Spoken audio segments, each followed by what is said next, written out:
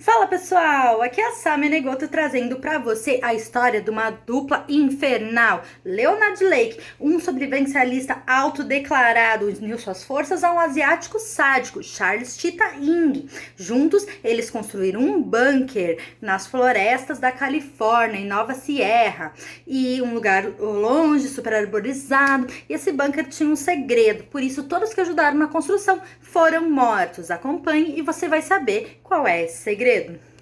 Essa dupla agiu por anos a fio sem ser incomodada. Eles começaram a agir por volta do início dos anos 1980 e só foram pegos em 1985 por causa de que o Charles Ying ele era cleptomaníaco, ele tinha essa vontade de roubar, mesmo que ele tivesse dinheiro para pagar.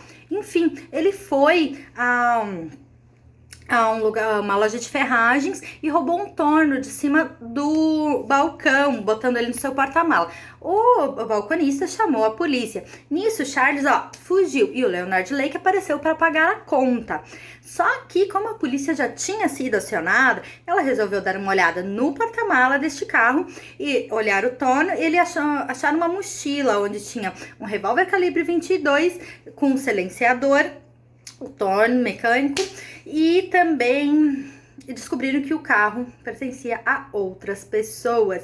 Leonard Lake foi levado para a delegacia para mais informações. Enquanto isso, Charles Tita metia o pé para o Canadá. Esse roubo aconteceu dia 2 de junho de 1985. Dia 4 de junho de 1985, a polícia já estava investigando a propriedade onde ficava o bunker.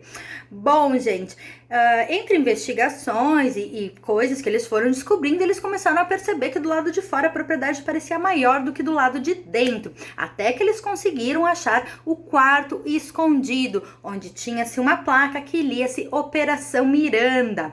Então, também havia um exemplar do livro O Colecionador de Joe Fowles, e Miranda é a menina que o colecionador sequestra, no caso, naquele livro. Então, o Leonard Lake tinha muita vontade de sequestrar e escravizar mulheres. Ele leu esse livro e ele fez essa Operação Miranda nesse quartinho escondido, galera. Dia 5 de junho foi descoberto o diário do Leonard Lake, e esse diário era muito mais potente do que muitos livros de terror escritos por aí. Nele, ele contava em detalhes como ele, Charles Ying, selecionavam, sequestravam, estupravam, escravizavam mulheres, o que eles faziam, tudo ali contadinho. E ele falava sobre essa sua obsessão de ter escravas sexuais. As buscas seguiam e quanto mais a polícia cavava e encontrava, mais abismados eles ficavam com tudo que encontravam, além de dinheiros, documentos, cartões de crédito, carteiras de motorista. Eles foram descobrindo as diversas famílias e que todos que trabalharam no banco e ajudaram nessa construção foram mortos lá. Foi morto um ex-colega de cela do Charles Ying, foi morto o irmão do Leonard Lake. Gente, eles não tinham muita distinção ali, parecia que acho que um só não matava o outro, porque os outros, todo mundo era propenso à morte. Então, nessas escavações, eles encontraram baldes contendo várias coisas dentro, inclusive fitas de vídeo. O que teria nessas fitas aterrorizaria pessoas com muita experiência na área criminal. Quando se inseriu a primeira fita no vídeo, tiveram o primeiro contato com uma das vítimas, Kate, que ela estava amarrada em uma cadeira. Depois, ela era forçada a fazer um striptease para deleite de Leonard e Charles. Mais tarde, Leonard ameaçava, dizendo que se ela se comportasse, ela estaria livre em 30 dias, mas ela tinha que se comportar, né? Ou senão ele a matava naquele mesmo momento. Essa ameaça foi vista 2 vezes nessa fita. Depois foi visto ela tendo relações sexuais com Charles Ying e o Leonard Lake tirando fotos delas. Também foi visto ela sendo forçada a escrever uma carta para a família e para os amigos, dizendo que tinha fugido e coisa assim. O namorado dela também tinha sido morto. Como eles pegaram a Kate? E o Leonard Lake foi ao mercado que ela trabalhava e disse que o namorado dela tinha levado um tiro. Ela o acompanhou e aí começou o seu tormento. O namorado dela já estava morto a essa altura do campeonato. Uma outra fita foi inserida no videocassete e nela pôde-se ver Brenda O'Connor, mulher de Lonnie Bond, que eram vizinhos de Lake. Ela estava desesperada pedindo por informações sobre o seu filho, no que Leonard Lake diz que ele está dormindo como uma pedra. Ao que tudo indica, nessa hora, o marido e o filho já tinham sido mortos.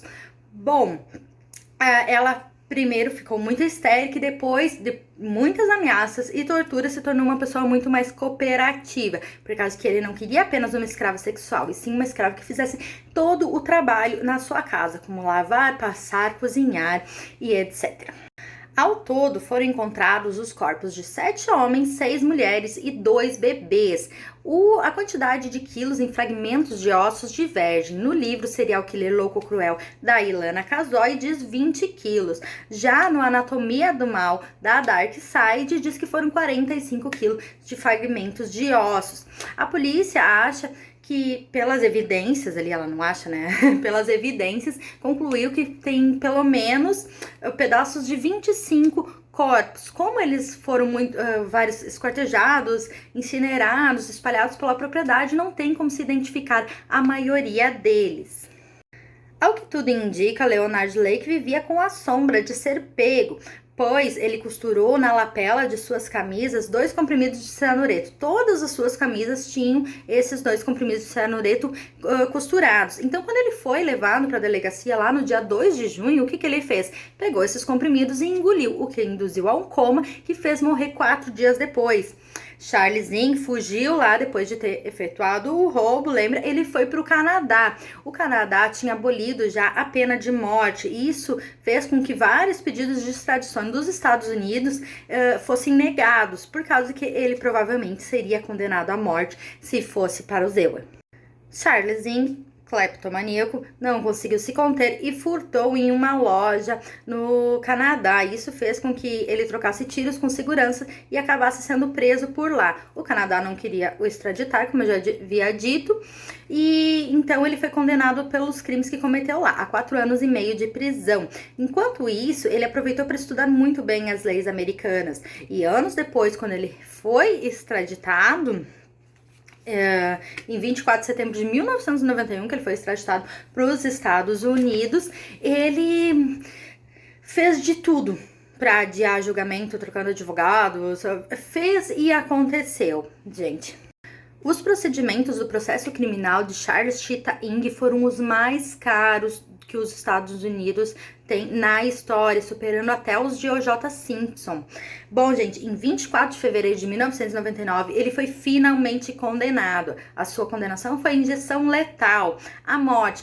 Porém, eu fui pesquisar como ele estava hoje em dia e descobri que ele ainda está vivo. Ele está no corredor da morte da prisão de São Quentin, na Califórnia.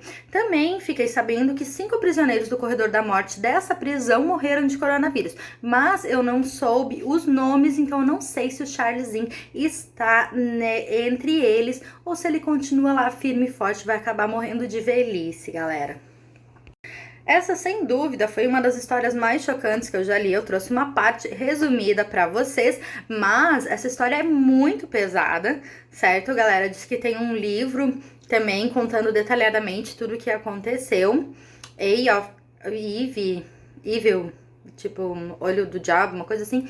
E obrigado por me acompanharem até aqui, espero que tenham gostado. Curte, salva, comenta, compartilha, me ajuda aí, gente. Vou deixar as fotos dele no final, ao contrário do que eu costumo fazer, que eu trago a foto no início, né? Nesse aqui fica no final do vídeo.